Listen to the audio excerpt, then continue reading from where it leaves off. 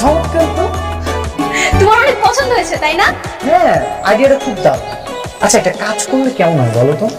আমরা প্রেম না করে ডিরেক্ট বিয়ে করে ফেলছি। আমি চাকরি করবো, তুমি বাসায় থাকবে। আইডিয়াটা কেমন বলো তো? আসসালামু আলাইকুম স্যার। ওয়ালাইকুম সালাম। প্রথম দিনেই তুমি অকাজ করে ফেললে।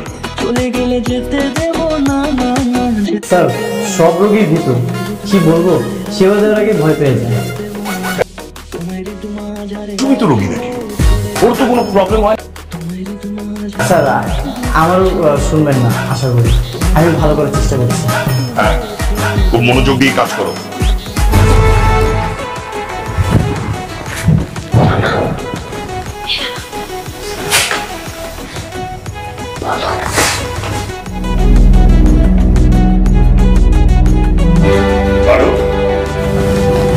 জি স্যার।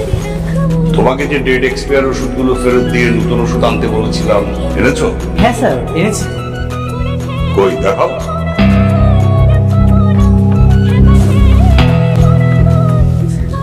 এই যে স্যার। দেখি, এগুলো তো সব আগের ওষুধ, ডেট এক্সপায়ার। এটা কি করলে তুমি? কি বলতেছেন স্যার?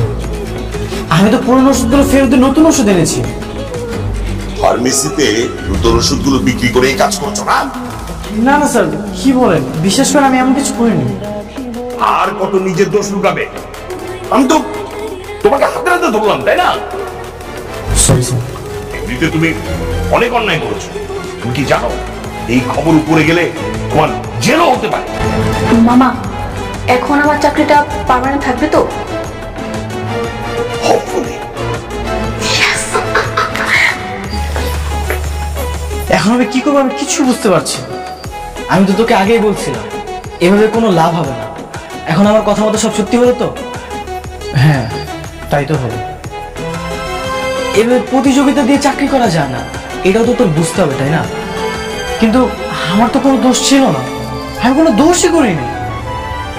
মাঝে মধ্যে দোষ না করেও দোষী হতে হয়, এটাই দুনিয়ার নিয়ম বন্ধু। এইসব নিয়ম তো ঠিক না। আমি কত কষ্ট করে ডিউটি করেছি, তারপর দিন শেষে আমার বদনাম হবে কেন? জি স্যার। তোমার আর এই চেয়ারে বসে চাকরি করার দরকার নেই।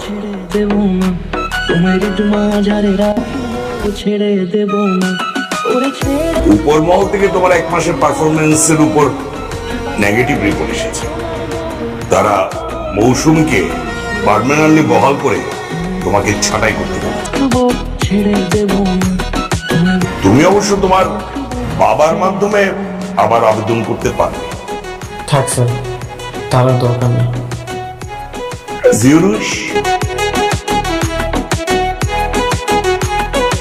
কি ব্যাপার, এখানে একা একা বসে আছো যে? বাসায় যাওনি? না। কেন? এখনই বাসায় চলে গেলে বাবা জিজ্ঞাসা করবে এত সকাল সকাল কিভাবে চলে এলি। আমার চাকরিটা হয়নি জানলে বাবা অনেক কষ্ট পাবে। ঘরে বাবা অসুস্থ, আর এদিকে আমার চাকরি হচ্ছে না। আসলে আমি অনেক রাগী আর জিদি টাইপের একটা মেয়ে, তাই তোমার সাথে জিদ করে চাকরির প্রতিযোগিতা করেছিলাম। কংগ্রেটস, তুমি তো জিতে গেলে। আমি দেখি কোনো একটা বেসরকারি প্রতিষ্ঠানে চাকরি খুঁজে নেব। যতদিন চাকরিটা পাবো না, একটু কষ্ট হবে, তুমি তো মনে চাকরি করবে। ভালো মামা, আপনি তো খুব ভালো করে জানেন আমি আমার শখের বসে চাকরিটা করতে এসেছিলাম, কিন্তু এখন আমার মনে হচ্ছে আমার থেকে মারুফের জন্য কাজটা খুব ইম্পর্টেন্ট। এখন মারুফকে আমি কই পাই?